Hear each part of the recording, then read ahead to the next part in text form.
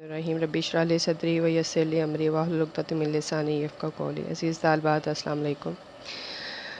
तालिबात, हमने उर्दू की मकबूलियत के असबाब जो कि मौलवी अब्दुल हक का लिखा हुआ है पढ़ना शुरू किया था। अब हमने यहाँ से पढ़ना है। अब मैं ये दिखाना चाहता हूँ कि उर्दू की मकबूलियत के क्या असबाब हुए।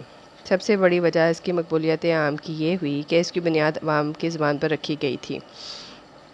अवाम की ज़ुबान पर रखी गई थी मतलब उर्दू ज़ुबान जो इसकी वजह ये बनी कि जो लोग जो ज़ुबान बोलते थे उर्दू, उसको उर्दू का हिस्सा बना दिया गया। देखिए, आप जानते हैं कि उर्दू लश्करी ज़ुबान है। लश्कर जो कि लड़ने के लिए, जंगों के लिए आते थे, वो आपस में जो बातचीत करते थे, वो सब की सब जो है वो उर्दू, उसके अल्फाज उर्दू ज़ुबान का हिस्सा बनते चले गए। इससे क्या हुआ? इससे ये हुआ कि बहुत जल्दी इस ज़ुबान ने मकबूलियत हासिल कर ली। बहुत जल्दी जो है ज़ुबान ज़द-ए-आम हो गई। हर शख्स इस ज़ुबान में बात करने लगा और मतलब इसके कोई अपने वर्ड नहीं थे, बल्कि ये दूसरी कोई इसमें तुर्की से लफ्ज़ आया है, कोई फ़ारसी से आया है, कोई अरबी का लफ्ज़ है, कोई अंग्रेज़ी का लफ्ज़ है।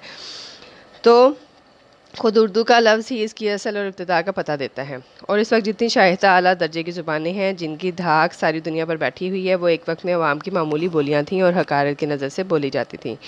यहाँ तक कि खुद अहले ज़ुबान इसमें लिखना पसंद ना करते थे। बाइना यही हाल, यानी वो कहते हैं बिल्कुल यही हाल पहले पहले उर्दू का भी था। इसके बोलने वाले भी इसमें लिखते हिचकिचाते थे और जो कोई भी लिखता वो भी मजहबी ज़रूरत से होता था, तो पहले माजरत करता कि चूँकि सब अरबी फ़ारसी नहीं जानते, इसलिए यानी शुरू में इस ज़ुबान को कोई अहमियत हासिल नहीं थी, बल्कि आमियाना अंदाज़े गुफ्तगू से समझा जाता था, आम लोगों की से ज़ुबान समझा जाता था।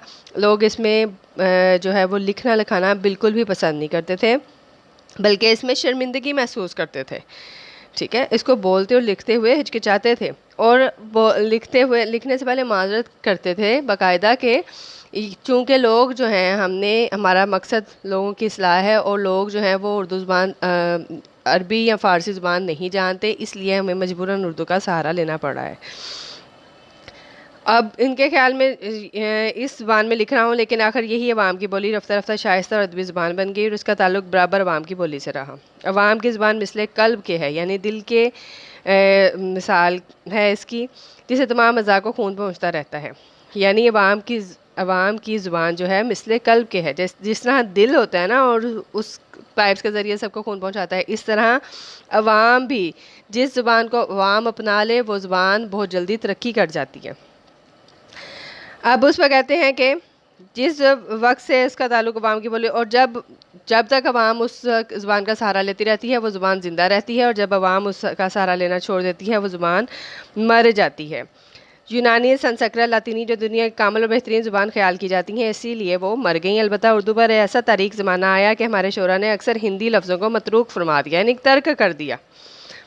हमारे शोरा जो थे वो उर्दू, अब हिंदी के अल्फाज इसमें बहुत ज़्यादा शामिल हैं और इसके मुख्तलिफ नाम भी रखे गए। कभी इसे हिंदवी कहा गया, कभी इसे हिंदी कहा गया, कभी इसे उर्दू मोहल्ला कहा गया। ये इसी के उर्दू ज़ुबान के ही मुख्तलिफ नाम हैं। रेख्ताई कहा गया, रेख्ता कहा गया। अब वो कहते हैं अरबी फ़ारसी के लफ्ज़ भरने शुरू किए, और यही नहीं बल्कि अरबी फ़ारसी के लफ्ज़ जो हैं बातग़य्युर तलफ़्फ़ुज़ उर्दू में दाखिल हो गए, उन्हें भी गलत करार देकर असल सूरत में पेश किया और उसका नाम इस्लाह ज़ुबान रखा। यह वो ज़माना था जबकि तकल्लुफ़ और तसन्नुअ हमारे अदब पर छा गए थे। हमारी ज़ुबान ऐसी हो गई थी कि अदब को बेजान बिलो, तो यानी उसमें अल्फाज में इस कदर कसाफ़त मौजूद थी, इस कदर वो अल्फाज जो हैं भारी भरकम होते थे कि उससे वो एक जो उसके अंदर एहसासात होते हैं, महसूसात होती हैं, वो ख़त्म हो गई थी, बेजान हो गया था अदब।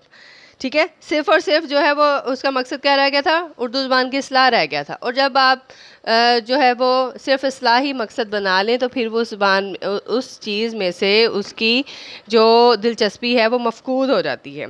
लेकिन ये दौरे तारीख़ी चंद रोज़ा था। इसके रफ़ा करने में सबसे अहम काम सर सैयद अहमद ख़ान का है। देखिए, फिर वो सर सैयद अहमद ख़ान ने ही जो है इसका बेड़ा उठाया और इसमें ऐसी ज़ुबान अपने मज़ामीन के ज़रिए इसमें एक नई जान डाली। उन्होंने इल्मी और संजीदा मज़ामीन लिखने का नया डोल डाला, यानी कि नई बुनियाद रखी उन्होंने, और मुवाफ़िक़ और मुखालिफ दोनों ने इसकी पैरवी की, और इसके रुफ़क़ा यानी नज़ीर अहमद, शिबली, हाली, ज़िका उल्लाह ख़ान वगैरह ने इसे चमकाया और बढ़ाया। سر سید کا اردو پر بڑا احسان ہے کہ اس نے صرف ہمارے ادب ہی کو نہیں بنایا اور سنوارا بلکہ ہر موقع پر جب ضرورت پڑی اس کی حمایت کی اور اس پر آنچ نہ آنے دی۔ سر سید کی وجہ سے اب اردو ادب کی تاریخ میں ایک نئے باب کا اضافہ ہو گیا ہے جو علی گڑھ اسکول کے نام سے موسوم ہے۔ اس نئے اسکول نے پھر عام بول چال کی طرف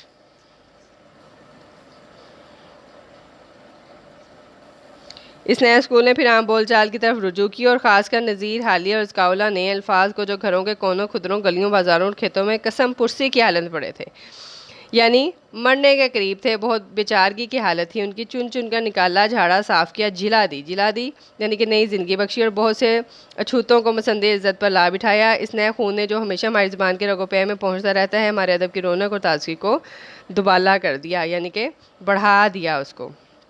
چلیں اس کو آپ یہاں تک رکھیں۔ آخری پیراگرافز جو 2 ہیں یہ ہم انشاءاللہ کل کریں گے، اور آپ اس کی اچھی طرح تشریح کر لیجئے گا، اور اس میں سے جو مختصر سوالات بنتے ہوں ان کے جوابات یاد کر لیجئے گا۔ اپنا خیال رکھیے گا۔ اللہ حافظ۔